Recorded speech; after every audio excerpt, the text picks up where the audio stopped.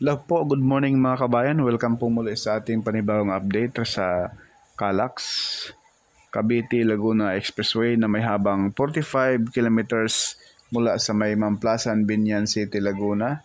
Magtatapos po ito doon sa Kawit, Cavite, sa may Barangay Tuklong, sa ginagawang Ibo City, no?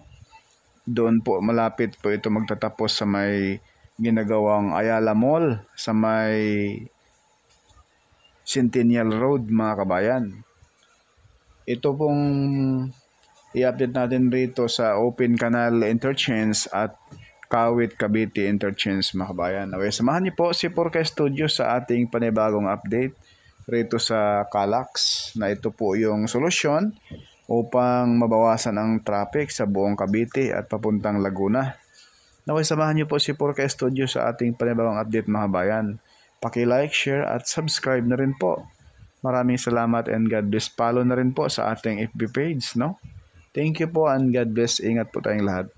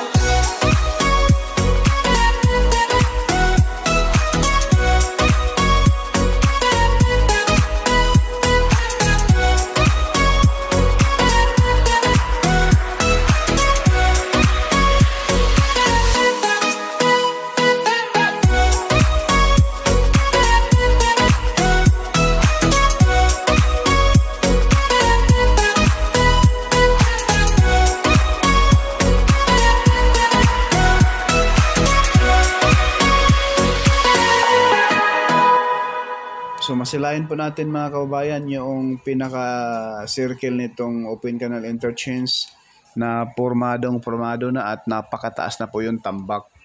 Kahit anong baha hindi na to aabutin halos 7 feet na po, 10 feet na po ang taas ng tambak. Ayan oh.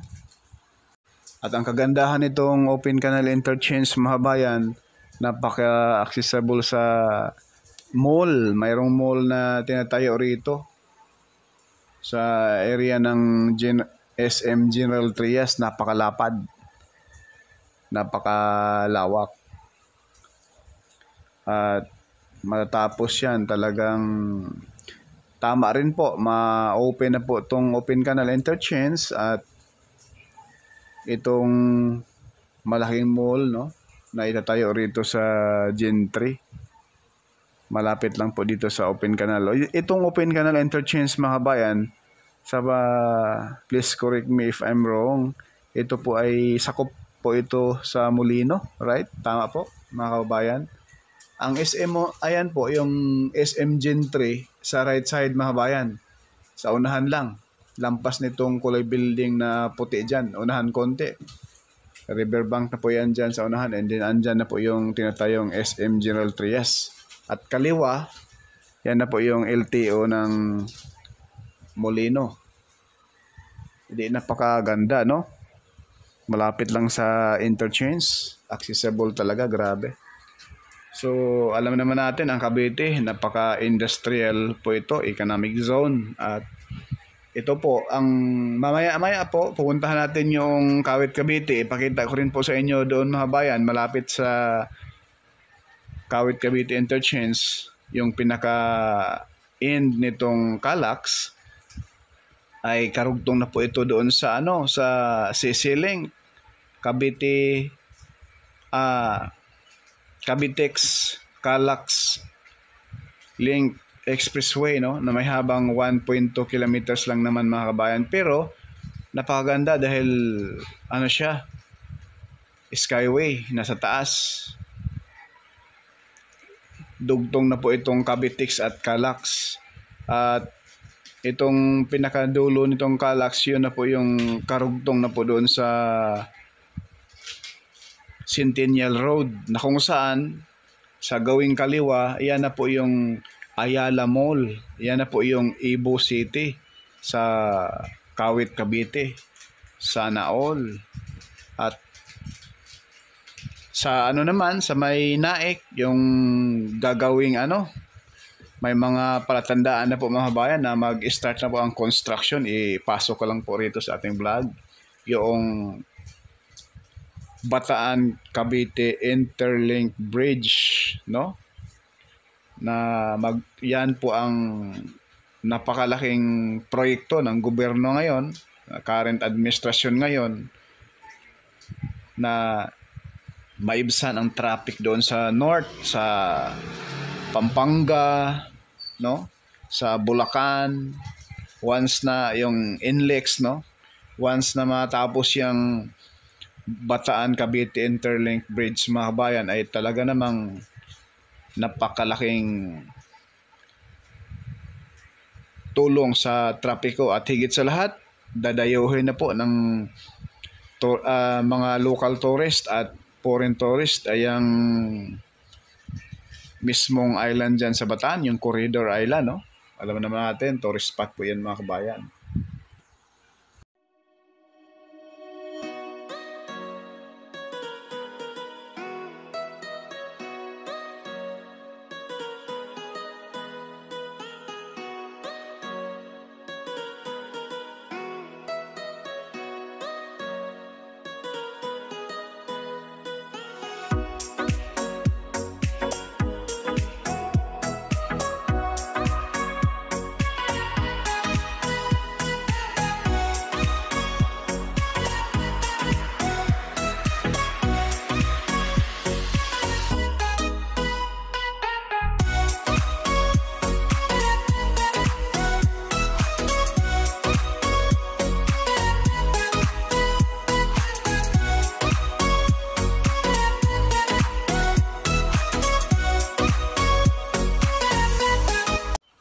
So ayun, mga kabayan, narito na po tayo sa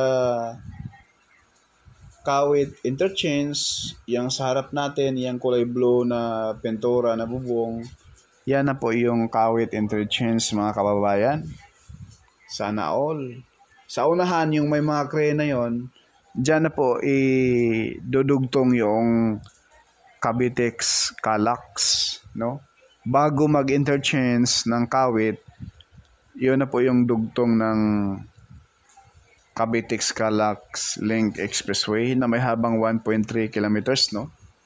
Ayan, ito po yung interchange na ito. Ito na po yung Kawit. Na dito sa bandang kanan nitong interchange na ito, mga kabayan, andyan na po yung dinidevelop na po ngayon ng Ibo City, no? Napakalaking parang BGC ito, mga kabayan. Napaka-strategic na lugar rin eh.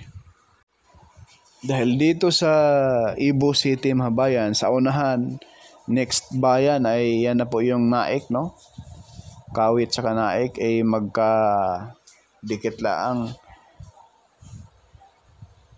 Abang-abangan po ninyo yung ating update roon, ating vlog sa mag-start na po ang Bataan Cavite Interlink Bridge. May mga upload din po tayo dyan mga kabayan.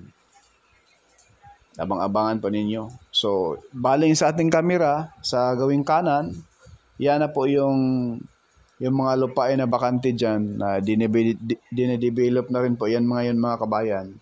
Yan na po yung Ibo City. At yung mga building na yan sa ating bandang kanan, yan na po yung Ayala Mall. At yan na po yung part ng Ibo City mga kabayan. Ayan po yung Ayala Mall, yung may mga crane na yan.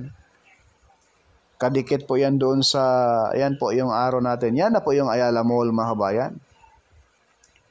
Napakalaking mall yan. Ayan po yung pinakadulo, yung may malaking kalsada dyan. Malapad, yan na po yung Centennial Road.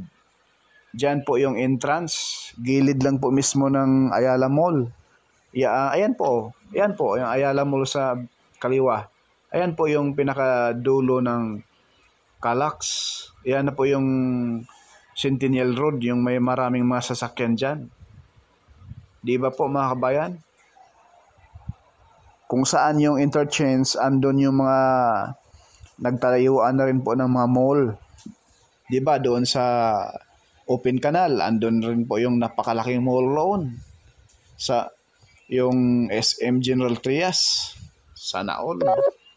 Yan lang po muna mga kabayan, yung ating latest update rito sa Calax, sa may Open Canal Interchange at Kawit Cavite Interchange mga kabayan.